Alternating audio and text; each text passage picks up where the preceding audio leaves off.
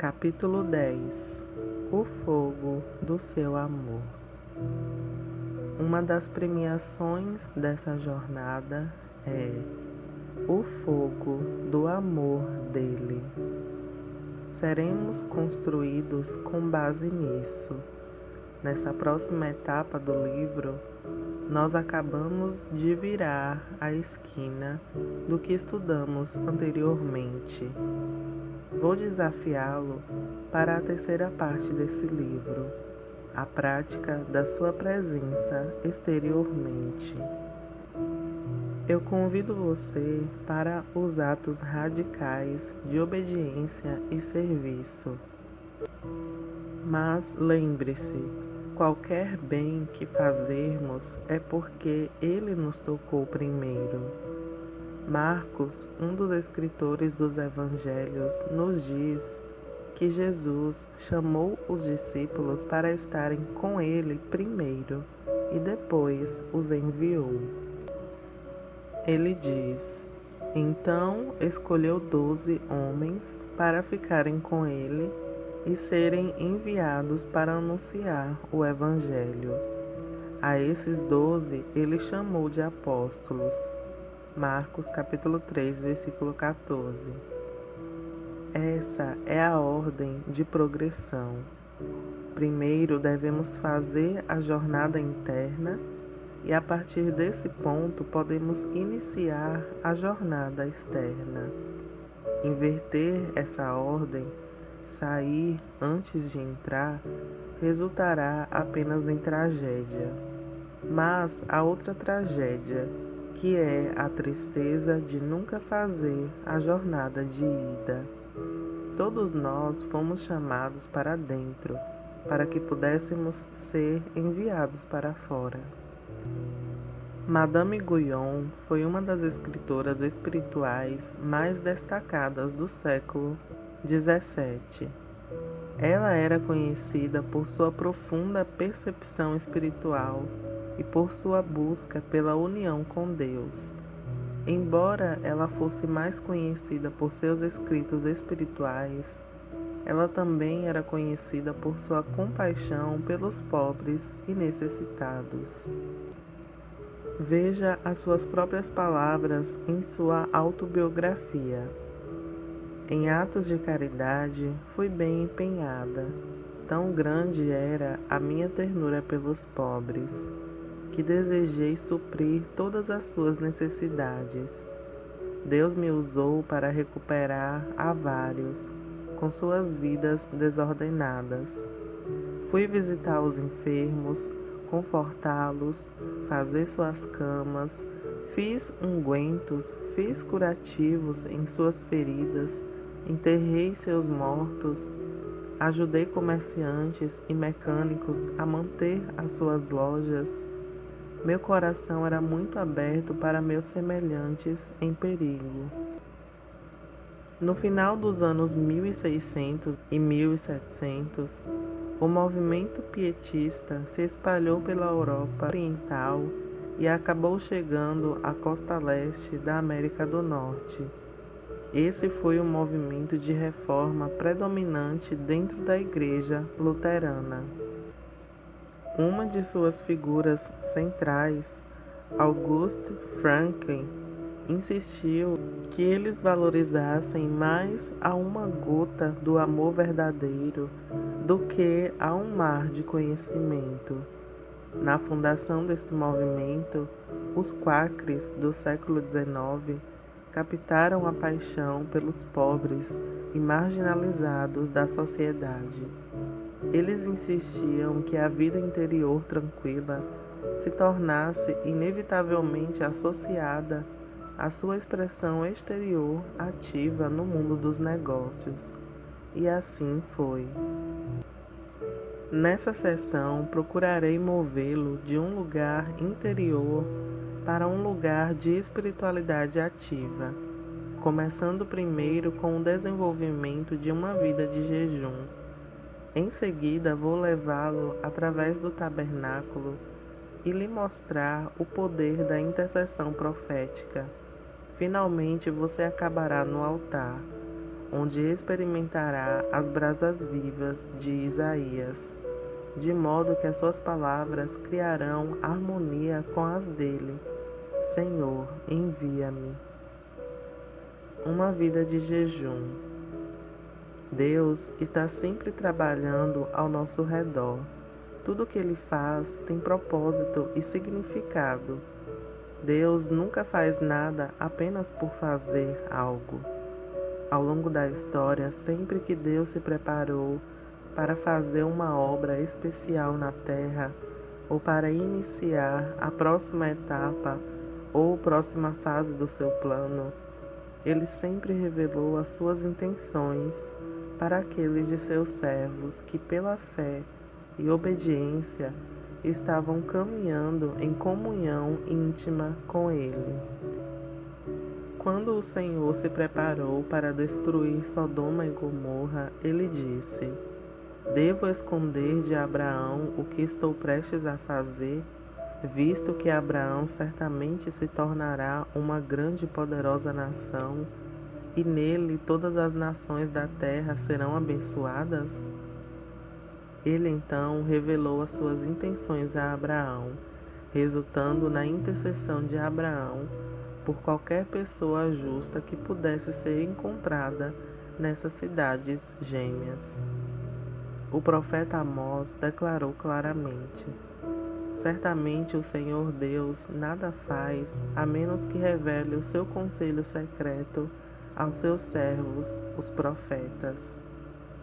Mesmo quando a nação de Israel enfrentou o julgamento de Deus, vez após vez, pelos seus pecados, Ele sempre enviou seus mensageiros proféticos ao povo primeiro, para avisá-los do julgamento vindouro e chamá-los ao arrependimento e que retornassem a Ele.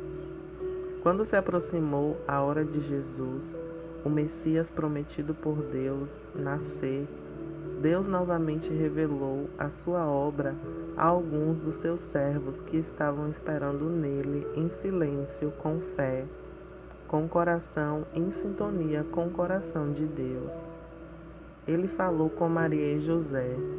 Ele falou com Isabel, a mãe de João Batista, que discerniu por meio do Espírito Santo que a criança no ventre de Maria era o Filho de Deus.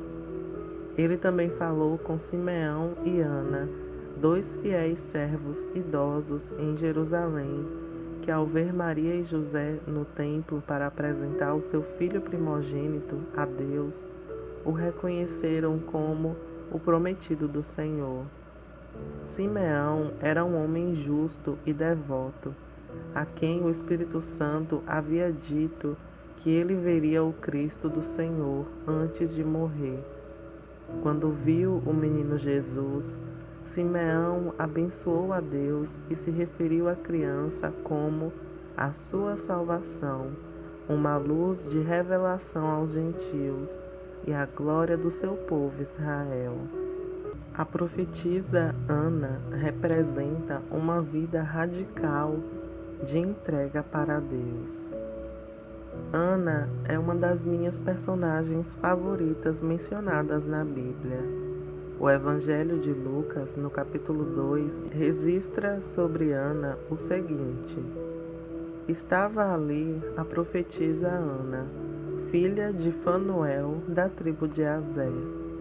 Era muito idosa, havia vivido com seu marido 7 anos depois de se casar, e então permanecera viúva até a idade de 84 anos.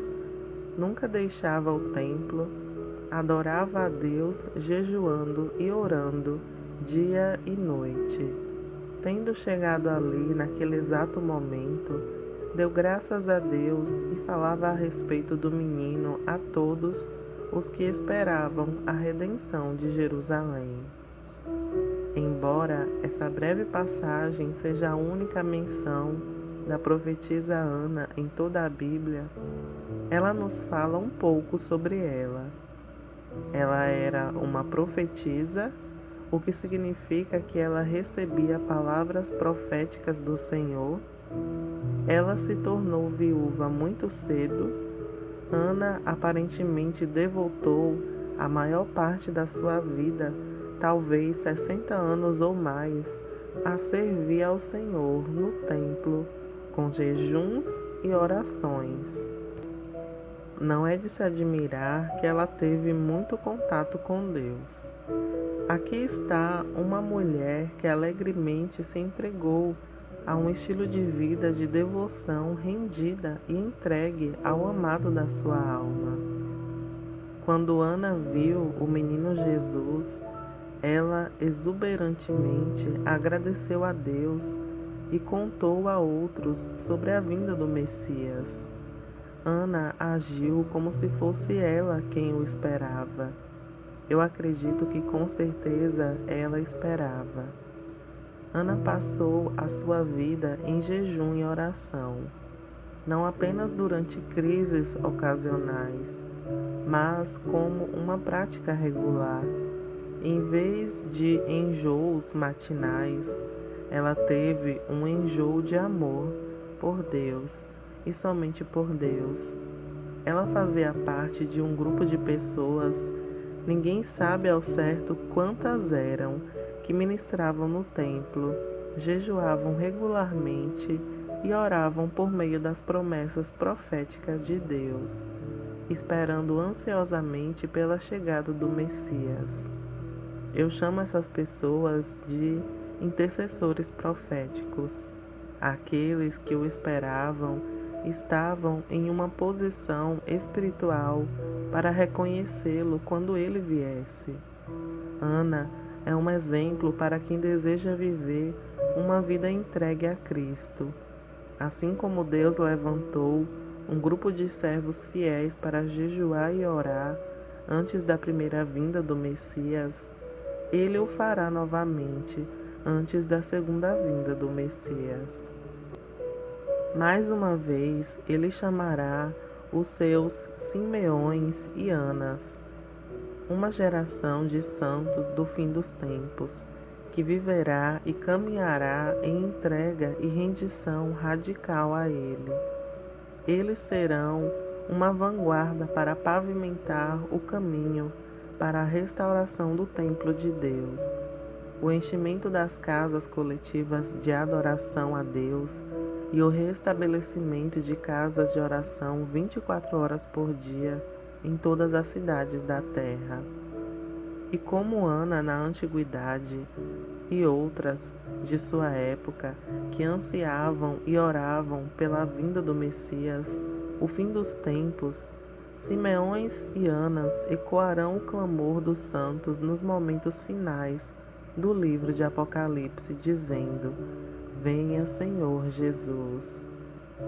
A vida diária de Ana no templo não era dedicada apenas à oração, mas ao jejum e à oração. O jejum era uma prática comum não só entre os judeus da antiguidade e na época do Novo Testamento, mas também entre os primeiros cristãos. Como uma disciplina espiritual, o jejum tem sido uma parte regular da vida de muitos cristãos ao longo da maior parte da história da Igreja. Nos tempos modernos, entretanto, caiu em desuso geral entre os crentes, especialmente no Oeste. Ficamos tão satisfeitos em nossa cultura da abundância e tão viciados em nossa mentalidade de micro-ondas, de gratificação instantânea, que o jejum parece uma relíquia estranha e arcaica de um passado mais simples e lento que parece ter ido embora para sempre. A igreja moderna está mais pobre e enxuta por negligenciar a prática do jejum. Muitos crentes sofrem de anemia espiritual porque nunca aprenderam os benefícios saudáveis do jejum como uma disciplina regular. Quando devidamente compreendido e praticado, o jejum é uma arma poderosa de guerra espiritual e um auxílio indispensável para entrar em intimidade com Deus. É também uma chave para liberar a presença de Deus em nossas vidas e por meio delas, porque nos ajuda a entrar em contato com o coração e a mente de Deus. O jejum também nos ajuda a nos preparar para o ministério externo, de compartilhar o fogo do amor de Deus com os outros. É hora da Igreja Ocidental recuperar a arte perdida do jejum. Nos últimos anos, um renovado interesse e ênfase no jejum começou a aparecer em muitas partes da Igreja.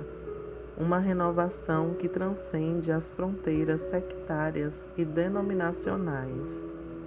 Um dos principais obstáculos a superar é a ignorância básica de muitos crentes a respeito do que é o jejum. A primeira menção nas Escrituras sobre o jejum é o jejum de 40 dias de Moisés, quando Deus se encontrou com ele no Monte Sinai. Durante esse tempo, Moisés recebeu os 10 mandamentos, assim como as instruções para construir o tabernáculo. A característica única desse jejum é que foi um jejum sobrenatural. Deus divinamente capacitou Moisés a passar 40 dias sem comida ou água. Mais tarde, depois que Moisés quebrou as tábuas de pedra, com raiva pelo pecado dos israelitas, com o bezerro de ouro, ele observou outro jejum sobrenatural na presença de Deus, enquanto as tábuas eram substituídas. A palavra hebraica para jejum é tissum, que se refere à abnegação e abstinência voluntária de alimentos. Muitos estudiosos acreditam que o jejum começou com uma perda de apetite devido a momentos de grande estresse e pressão, como quando Ana, a mãe de Samuel, chorou e não quis comer por causa da sua esterilidade. O jejum era uma natural expressão de tristeza humana, como quando Davi jejuou em tristeza pela morte de Abner. Eventualmente, o jejum evoluiu para uma forma de tornar o pedido de alguém eficaz diante de Deus. Quando o jejum era observado em todo o país em Israel, era usado para buscar o favor divino, a proteção ou para contornar o julgamento histórico de Deus. Assim tornou-se uma prática normal para um grupo de pessoas combinando confissão de pecado, tristeza e intercessão com o jejum. O único jejum exigido para todo o povo judeu era o jejum anual no dia da expiação, quando o sumo sacerdote entrava no lugar santíssimo e oferecia sacrifícios pelos pecados do povo. O povo que jejuava fazia um autoexame e demonstrava remorso por seus pecados. Na época do Novo Testamento, o jejum era uma prática conhecida e bem estabelecida. Os fariseus jejuavam 2 vezes por semana. João Batista e seus seguidores jejuavam regularmente. O próprio Jesus não apenas observava-o rapidamente, ele começou no dia da expiação, jejuando como parte da sua herança judaica, mas também começou seu ministério público com um jejum prolongado de 40 dias no deserto, onde foi tentado por Satanás. Embora ele tenha deixado poucas diretrizes específicas para seus discípulos a respeito do jejum, ele os ensinou que seu jejum deveria ser diferente ao dos fariseus. Deveriam jejuar para serem vistos por Deus, em vez de impressionar aos homens. Com Jesus, jejuar não era uma questão de se jejuar, mas de quando jejuar. O jejum também era uma prática padrão na igreja primitiva, especialmente antes de ordenar anciãos ou designar pessoas para uma tarefa ou ministério especial. Paulo e outros líderes da igreja primitiva jejuavam regularmente. Até anos recentes, o jejum, como uma disciplina espiritual, tem sido uma parte comum da prática cristã ao longo da história da igreja. De acordo com Epifânio, o bispo de Salamos, que nasceu em 315 d.C., os cristãos começaram cedo a jejuar 2 vezes por semana, escolhendo as quartas e sexta-feiras, para não se confundir com os fariseus, que jejuavam às terça-feiras e quinta-feiras. Epifânio declarou: quem não sabe que o jejum do 4º e do 6º dia da semana são observados por cristãos em todo o mundo? Durante os séculos II e III, o jejum foi incentivado como parte da preparação para receber o batismo nas águas. Outro desenvolvimento inicial foi a prática de jejuar por vários dias antes da Páscoa, como preparação espiritual para celebrar a ressurreição de Jesus. Isso gradualmente evoluiu para a Quaresma, os 40 dias imediatamente anteriores à Páscoa, que era um momento especial de humildade, abnegação e busca pela face de Deus. O jejum tem sido associado a movimentos espirituais de reforma, renovação e avivamento. Os fundadores e membros das ordens monásticas medievais praticavam o jejum como parte regular do seu estilo de vida. Cada um dos reformadores do século XVI, como Calvino, Lutero e outros, assim como líderes de gerações anteriores, também praticavam o jejum, assim como os líderes do grande despertar evangélico. John Wesley não ordenaria um homem ao ministério, ao menos que ele jejuasse 2 dias por semana. Jonathan Edwards, uma das principais figuras do grande despertar na América durante o século XVIII, é conhecido por ter jejuado antes de pregar o seu famoso sermão, Pecadores nas mãos de um Deus irado. Quando ele pregou esse sermão, lendo a palavra pela luz de uma única vela, pessoas em toda a congregação gritaram de horror por causa dos seus pecados e agarraram seus bancos com força, com medo de se afundar imediatamente no inferno. Sempre que Charles Finney, o famoso evangelista e avivalista do século XIX, sempre que ele sentia a unção do Espírito Santo ser retirada da sua vida ou pregação, ele se retirava e jejuava até que ela voltasse. Durante o reavivamento de oração do leigo da América do Norte, em 1859, os cristãos jejuaram e participaram de reuniões de oração durante o horário do almoço, começando na cidade de Nova York, com apenas algumas pessoas em uma igreja. O movimento se espalhou rapidamente, até que em apenas algumas semanas, milhares de pessoas estavam envolvidas em cidades por todo o país, resultando em centenas de conversões. Alguns dos historiadores têm creditado o reavivamento da oração do leigo por ajudar a instilar na América a fibra espiritual necessária para sobreviver aos 4 anos sangrentos da Guerra Civil que veio logo depois. Muitos cristãos que sabem pouco sobre o jejum presumem que isso sempre significa ficar sem comer por um longo período de tempo.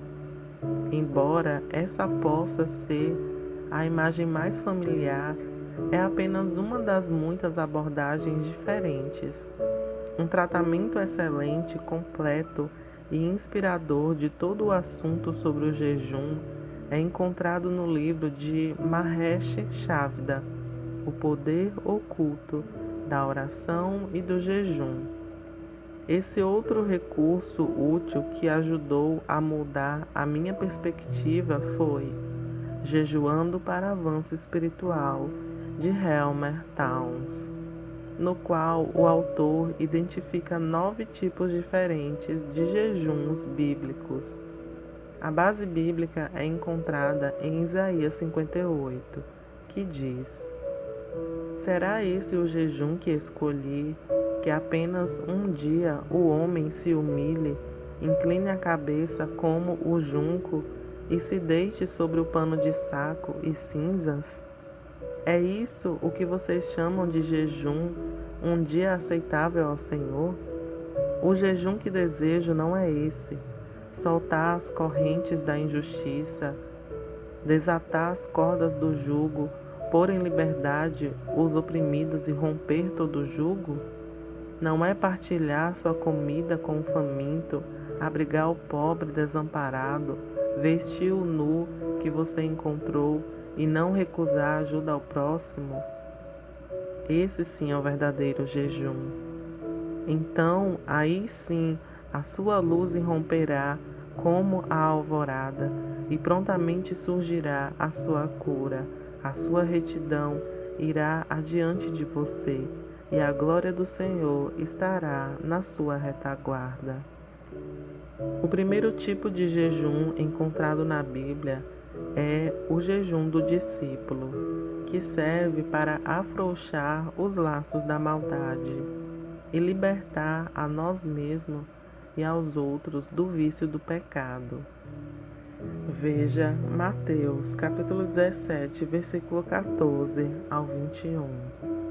O segundo tipo de jejum é o jejum de Esdras, que serve para desfazer as amarras do jugo, para resolver problemas e para convidar a ajuda do Espírito Santo para levantar cargas e superar barreiras que impedem a nós e aos nossos entes queridos de caminhar alegremente com o Senhor. Veja Esdras capítulo 8, versículo 21 ao 23. O terceiro tipo de jejum é o jejum de Samuel, que serve para deixar os oprimidos irem em liberdade, para ganhar almas e trazer avivamento, para se identificar com pessoas em todos os lugares escravizadas, literalmente ou pelo pecado, e para orar para ser usado por Deus para tirar as pessoas do reino das trevas e introduzir na maravilhosa luz de Deus. Veja 1 Samuel capítulo 7, versículo 1 ao 6. Seguindo a sequência, temos o jejum de Elias, que serve para quebrar todo o jugo, vencer os problemas mentais e emocionais que controlariam as nossas vidas e devolver o controle ao Senhor. Veja 1 Reis, capítulo 19, versículo 1 ao 8. O próximo é o jejum da viúva, que serve para dividir o nosso pão com os famintos, cuidar dos pobres e atender às necessidades humanitárias dos outros. Veja 1 Reis, capítulo 17, versículo 8 ao 16. O jejum de Paulo serve para permitir que a luz de Deus irrompa como o amanhecer, trazendo uma perspectiva mais clara e uma visão mais clara à medida que tomamos decisões cruciais. Veja Atos capítulo 9, versículo 1 ao 19. O jejum de Daniel faz com que a nossa recuperação seja rápida e ganhemos uma vida mais saudável, ou também para a cura. Veja Daniel capítulo 1, versículo 3 ao 16. O jejum de João Batista nos faz avançar em justiça e também o nosso testemunho e influência sobre Jesus são aumentados perante os outros. Veja Lucas capítulo 1, versículo 13 ao 17. O jejum de Esther, a glória do Senhor será a nossa retaguarda e nos protegerá do maligno. Veja Esther capítulo 4. Vimos muitas formas de jejum, O jejum nem sempre significa abster-se de comida por um tempo. Existem outras maneiras de jejuar. Há outras coisas das quais podemos nos abster como sacrifício a Deus. Por exemplo, aqui estão 10 questões contemporâneas que podemos considerar que é como jejuar diante de Deus. Temos o jejum de entretenimento, de filmes, vídeos, televisão, rádio, videogame, celular e etc. O jejum de eventos atléticos, de esportes profissionais, o jejum de material de leitura, de revistas, livros, jornais, outras mídias de notícias e até mesmo de notícias cristãs, o jejum de computadores, da atividade na internet, e-mails, jogos de computador e etc. O jejum da fala, de ligações, de limitar a quantidade de conversa ou os tópicos de conversa, fazer um voto especial de silêncio, abster-se de discurso negativo e crítico. O jejum de vestimenta, evitar certos tipos e estilos de roupas ou o uso de tipos e estilos específicos de roupas. O jejum de alimentos e bebidas, jejum parcial, limitando a ingestão de alimentos ou bebidas específicas.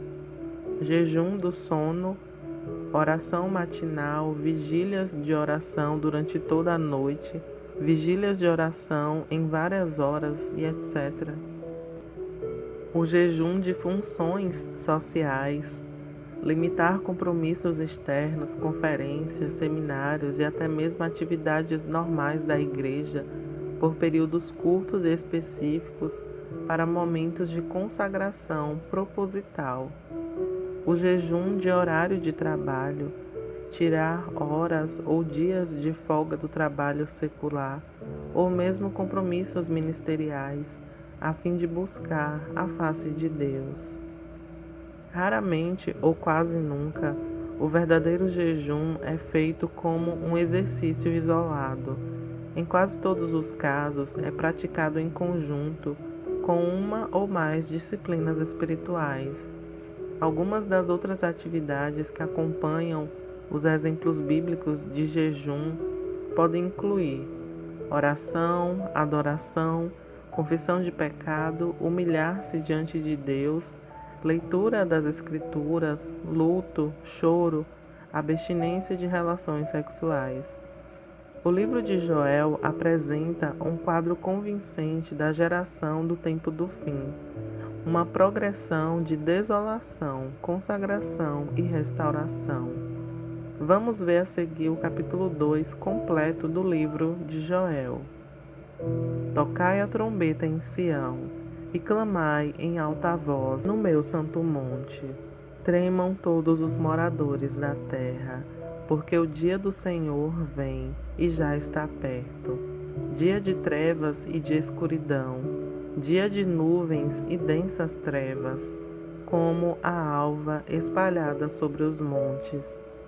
Povo grande e poderoso, qual nunca houve desde o tempo antigo, nem depois dele haverá pelos anos a seguir, de geração em geração. Diante dele um fogo consome, e atrás dele uma chama abrasa. A terra diante dele é como o jardim do Éden, mas atrás dele um desolado deserto. Sim, nada lhe escapará. A sua aparência é como a de cavalos, e como cavaleiros assim correm. Como o estrondo de carros, irão saltando sobre os cumes dos montes, como o ruído da chama de fogo, que consome a pragana, como um povo poderoso, posto em ordem para o combate. Diante deles temerão os povos, todos os rostos se tornarão enegrecidos, como valentes correrão, como homens de guerra subirão os muros, e marchará cada um no seu caminho, e não se desviará da sua fileira. Ninguém apertará ao seu irmão, marchará cada um pelo seu caminho. Sobre a mesma espada se arremessarão e não serão feridos. Irão pela cidade, correrão pelos muros, subirão às casas, entrarão pelas janelas como ladrão. Diante deles tremerá a terra, abalar-se-ão os céus, o sol e a lua se enegrecerão, e as estrelas retirarão o seu esplendor, e o Senhor levantará sua voz diante do seu exército, porque muitíssimo grande é o seu arraial, porque poderoso é, executando a sua palavra, porque o dia do Senhor é grande e muito terrível, e quem o poderá suportar?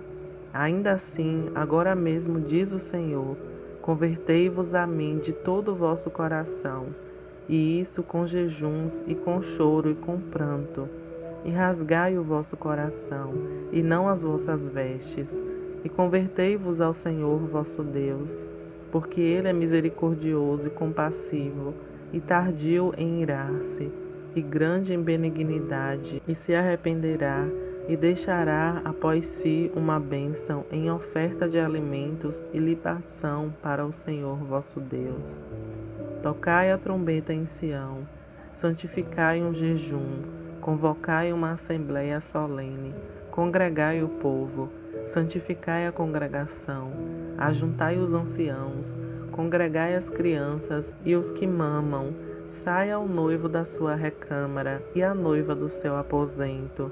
Chorem os sacerdotes, ministros do Senhor, entre o alpendre e o altar, e digam: poupa a teu povo, ó Senhor, e não entregues a tua herança ao opróbrio, para que os gentios o dominem, porque diriam entre os povos: onde está o seu Deus?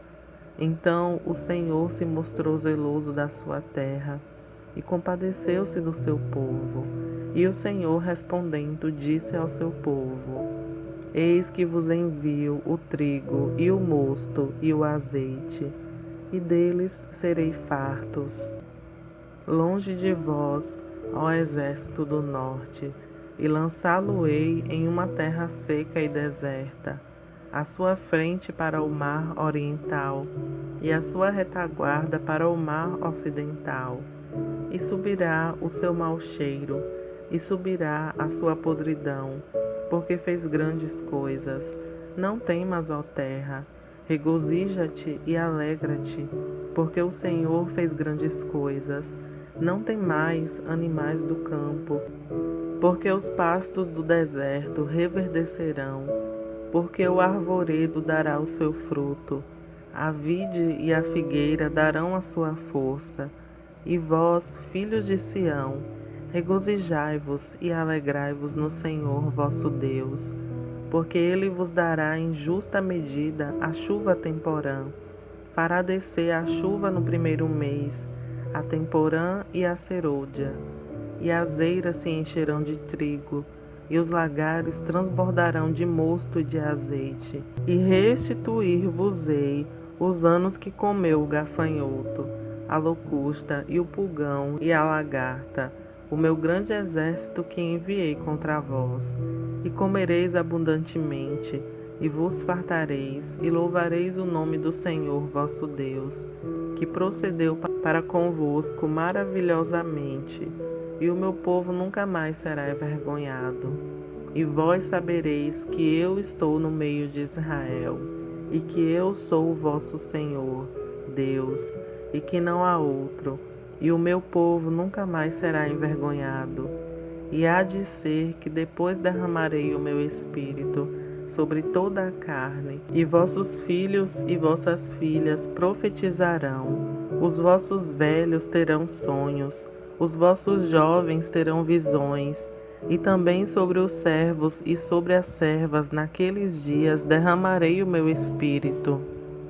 E mostrarei prodígios no céu e na terra, sangue e fogo, e colunas de fumaça.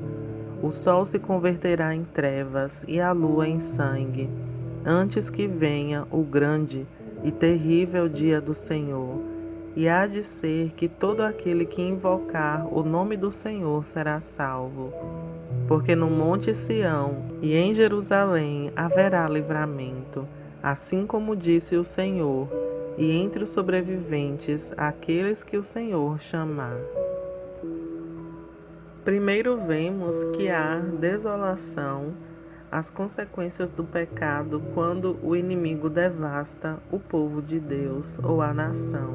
Então depois chega a hora da consagração, quando o povo se arrepende e volta para Deus.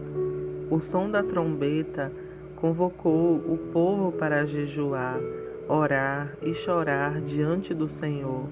Finalmente, a restauração vem à medida que Deus renova o seu povo, enviando a chuva temporã e a chuva serôdia.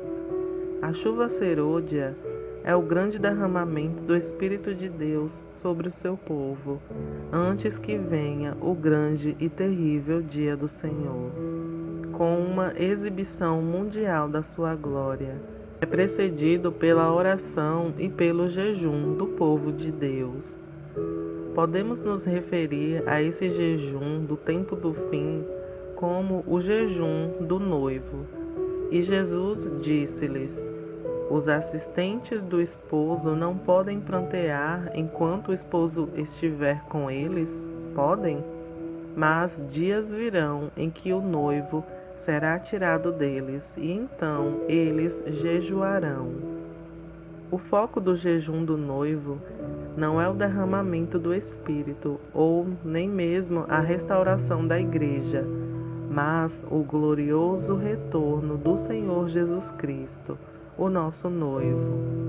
Meu amigo Mike Bickle, diretor da Casa Internacional de Oração, ensinou muito sobre Mateus capítulo 9, versículo 15 e o jejum do noivo.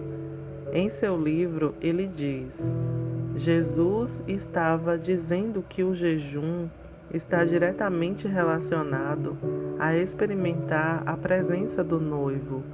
E essa é, em essência, o seu maior propósito para essa disciplina.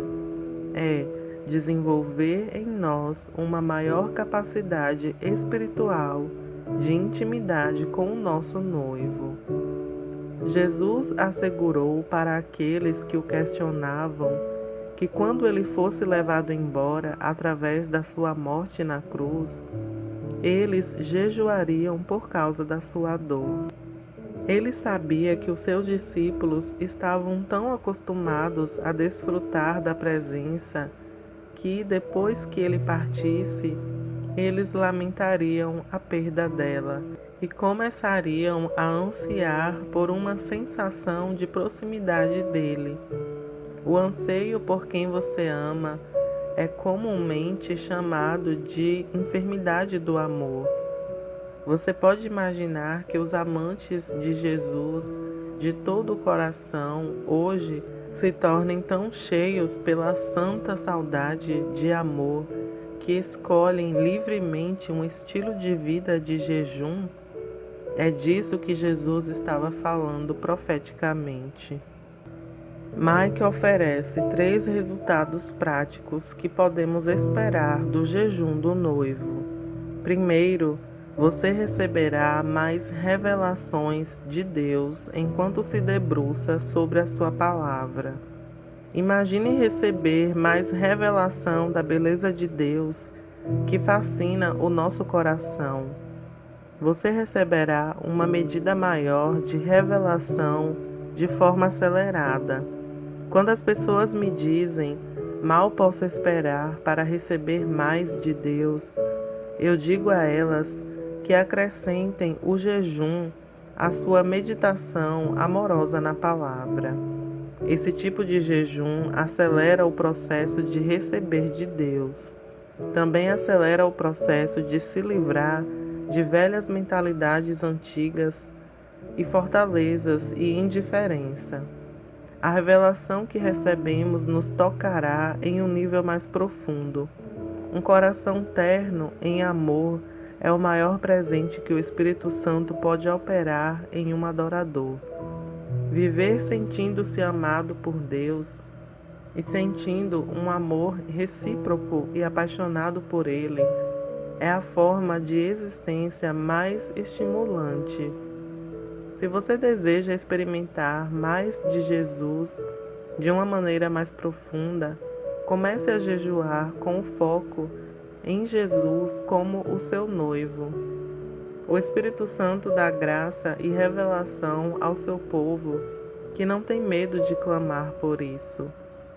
E quando você responder ao seu cortejo e abraçar o jejum do noivo, você amadurecerá e entrará em intimidade com o noivo.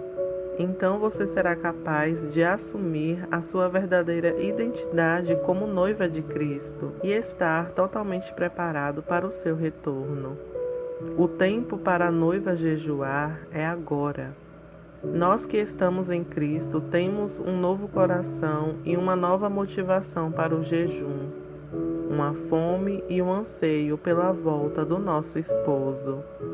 Arthur Wallis escreveu um dos maiores clássicos sobre o jejum chamado Deus é escolhido rapidamente.